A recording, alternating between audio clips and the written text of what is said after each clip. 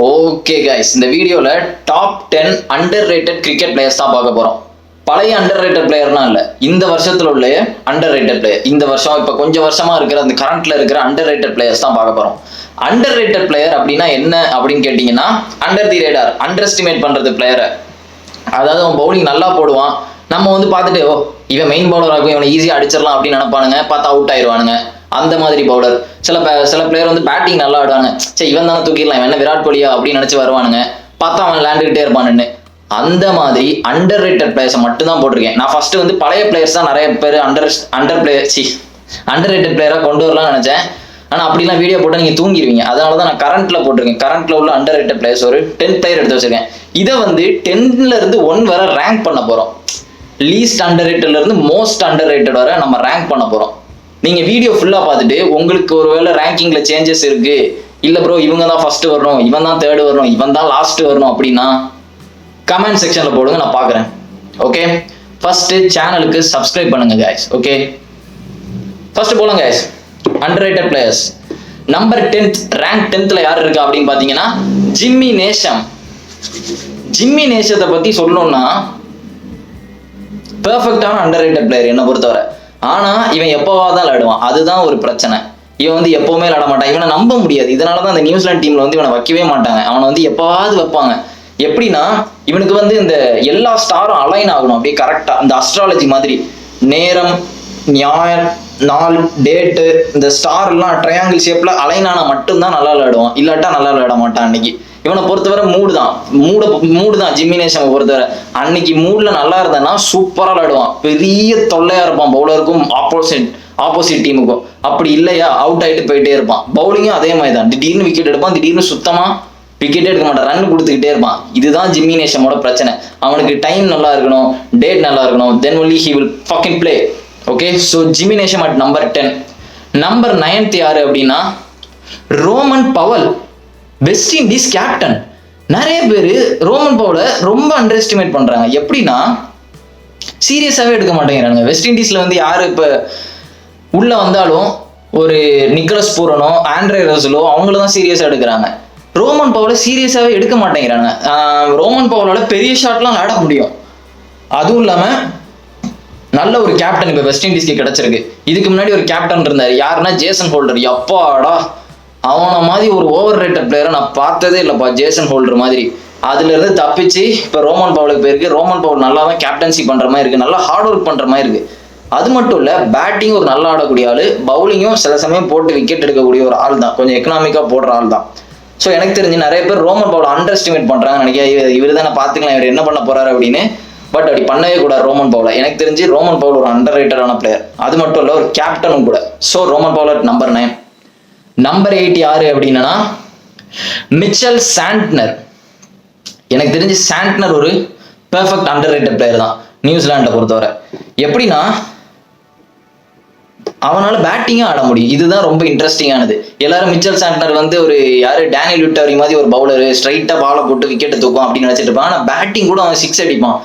அவனோட பெரிய பிரச்சனை என்னன்னா லேசி மாதிரி இருப்பான், அதுதான் பெரிய பிரச்சனை. இந்த மிச்சல் சாண்ட்னர் பார்க்கும்போது ஃபீல்டிங் சூப்பராக பண்ணுவான், பேட்டிங் வந்து திடீர்னு 6 அடிக்க முடியும், பவுலிங் நல்லா போடுவான்.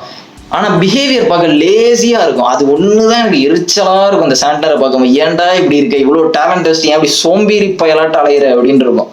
அது மட்டும்தான் சாண்ட்னரோட பிரச்சனை. மற்றபடி எனக்கு தெரிஞ்சு ஒரு சரியான ஒரு ஸ்பின் பவுலர், அட்டாக் ஆடக்கூடிய ஒரு பேட்ஸ்மேன், 6 அடிக்கக்கூடிய ஒரு பேட்ஸ்மேன், அண்டர் எஸ்டிமேட்டே பண்ணக்கூடாது. இவனை பொறுத்தவரை ஆள் தான் பார்க்க கண்ணாடி போட்டு ஒரு மாதிரி நிற்பான், வந்து நெளிஞ்சுக்கிட்டே இருப்பான், வந்து 6 அடிச்சுட்டு மேட்சை வின் பண்ணிட்டு போயிடும். கேர்ஃபுல்லாக இருக்கணும் இவனோட. ஸோ இவனை 8th வச்சிருக்கேன்.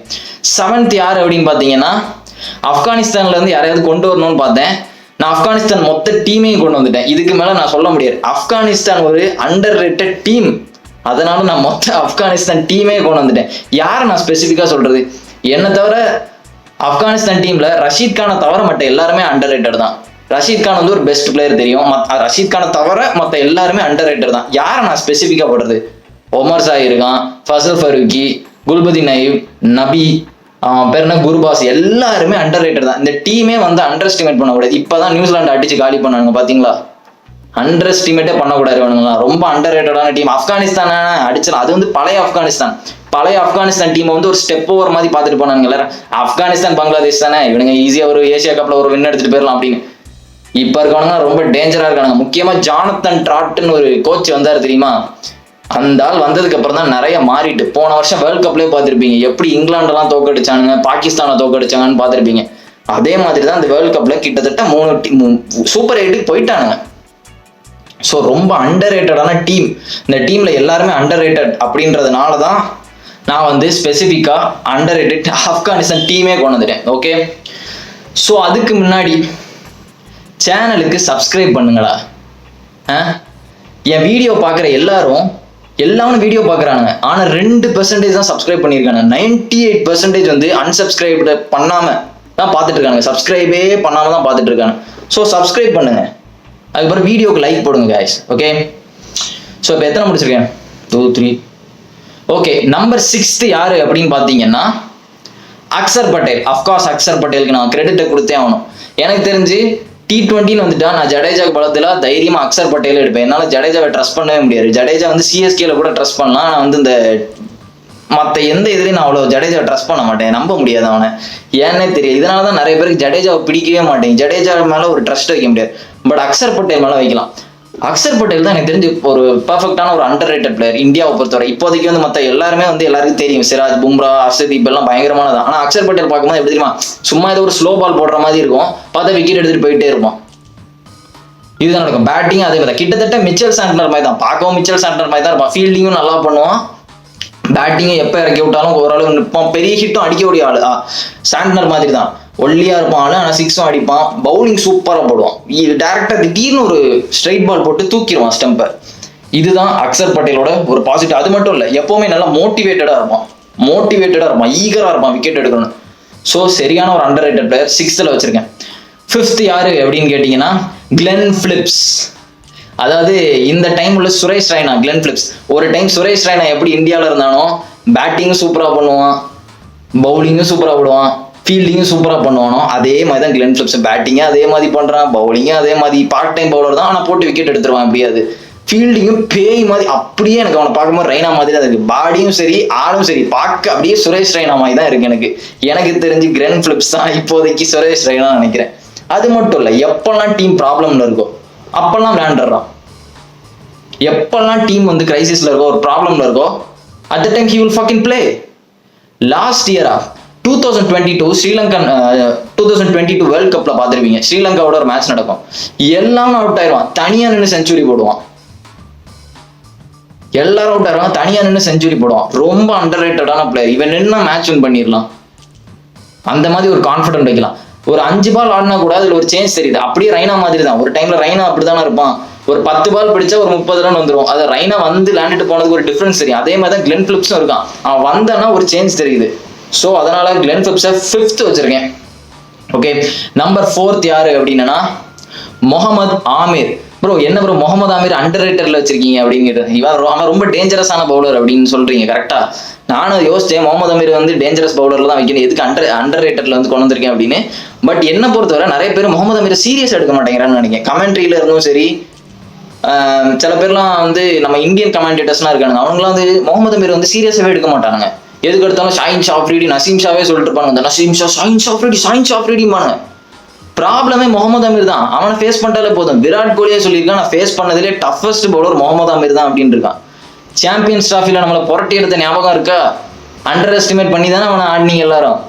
புரட்டி எடுத்தான், எத்தனை விக்கெட் எடுத்தான், நம்மள ஓப்பனிங் 3 பேரையும் தூக்கிட்டான்.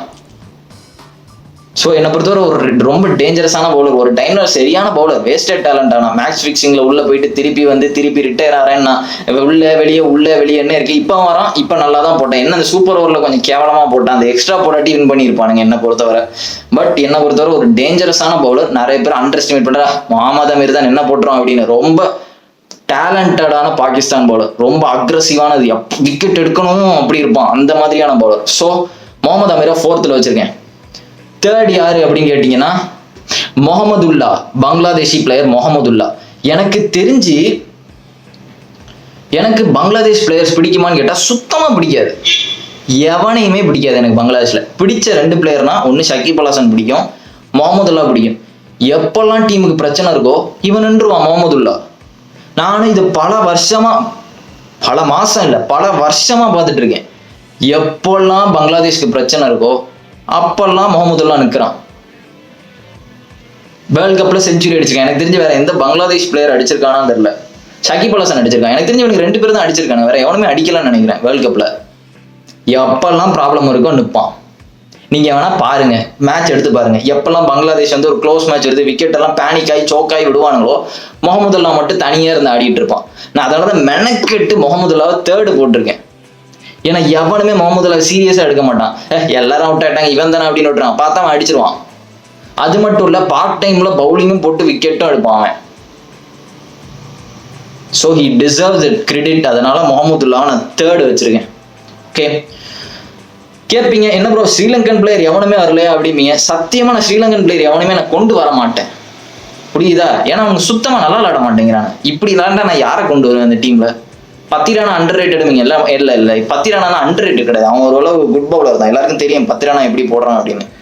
அதனால ஸ்ரீலங்கன் பிளேயர்ஸை பத்தி பேச விரும்பல. பழைய ஸ்ரீலங்கன் டீம் பயங்கரமா இருந்து இப்ப இருக்கானுங்க அநியாயத்துக்கு மோசமா இருக்கானுங்க, ரொம்ப மோசம். ஸோ அதனால ஸ்ரீலங்கன் எவனுமே கொண்டு வரல. ஓகே, ஸோ நம்பர் 2 யாரு அப்படின்னா Matt Henry, New Zealand fast bowler.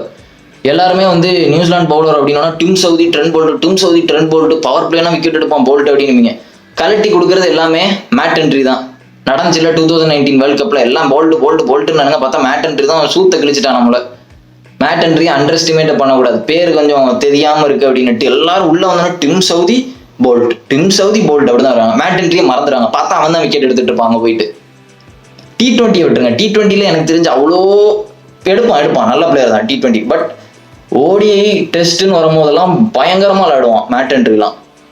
எனக்கு தெரிஞ்சு எவனுமே மேட் ஹென்ரியை சீரியஸா எடுக்க மாட்டாங்க, எவனும் பேச கூட மாட்டான் கமெண்ட்ரியில. மேட் ஹென்ரி ஒரு பயங்கரமான பவுலர் அப்படின்றது சொல்லவே மாட்டானுங்க. எல்லாம் போல்ட்டுன்னே இருப்பான். சவுதின்னு இருப்பான். பட் சவுதி என்னதான் விக்கெட் எடுத்தாலும் என்னதான் டிம் சவுதி விக்கெட் எடுத்தாலும் சவுதி நிறைய ரன் கொடுப்பான். அதுதான் டிம் சவுதியோட பிரச்சனை. மேட் ஹென்ரி அந்த அளவுக்கு ரன் கொடுத்து நான் பார்த்ததில்லை.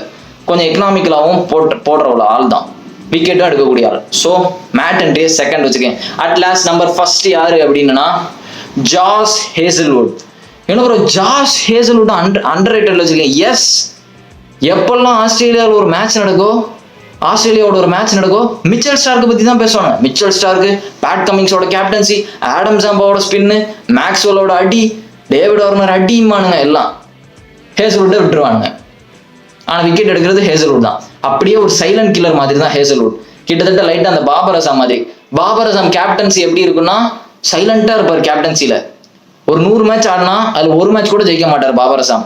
அந்த மாதிரி தான் ஜாஸ் ஹேசல்வுட் வந்து அண்டர் எஸ்டிமேட் பண்ணிட்டு ஹேசல்வுட் தானே ஈஸியா அடிச்சிடலாம் அப்படின்னு நினைப்பாங்க. பார்த்தா அவன்கிட்ட தான் விக்கெட் ஆகும். நல்ல வேரியேஷன் இருக்கும், ஒரு நல்ல ஸ்விங் பண்ற ஆள் தான் ஜாஸ் ஹேசல்வுட். ஸோ கண்டிப்பா ஜாஸ் ஹேசல்வுட் ஃபர்ஸ்ட் இருக்கு. ஏன்னா ஆஸ்திரேலியா அப்படின்னோடனே எல்லாருமே ஸ்டார்க்கு தான் வருவாங்க. Starc Pat Cummins captaincy silent. So புரியுது it's true it's fucking true. Okay, I understand. But Hazlewood is so fucking underrated. Hazlewood டீம்ல பார்த்தாடினாலே பாதி வேலை முடிஞ்சிச்சு. அதை பண்ணாதனாலதான் அவன்கிட்ட எப்பவுமே விக்கெட் கொடுத்துட்டு இருப்பானுங்க. அவனை பாருங்களேன், மேட்ச்ல ஒரு 2 விக்கெட் தான் எடுப்பான், பார்த்தா அது முக்கியமான விக்கெட்டா இருக்கும் அது. ஸோ ஹேசல்வுட்டை நான் ஃபர்ஸ்ட்ல போட்டிருக்கேன். உங்களுக்கு ஏதாவது சேஞ்சஸ் இருக்கு இதுல, இல்ல ப்ரோ இவங்க தான் ஃபர்ஸ்ட் வரணும், இல்ல வேற ஏதாவது பிளேயரை விட்டுட்டேன் அப்படின்னா கமெண்ட்ல போடுங்க. அது அண்டர் ரேட்டட் பிளேயரா இருக்கணும், பெஸ்ட் பிளேயரா இருக்கக்கூடாது. அண்டர் ரேட்டட் பிளேயர்ஸா இருக்கிறவங்கள நான் விட்டுருந்தேன்னா கமெண்ட்ல போடுங்க, நான் பாக்குறேன். ஓகே, அதுக்கப்புறம் சேனலுக்கு சப்ஸ்கிரைப் பண்ணுங்க guys, வீடியோக்கு லைக் பண்ணுங்க. Okay, see you in the video guys and remember it, always be on top. Cheers.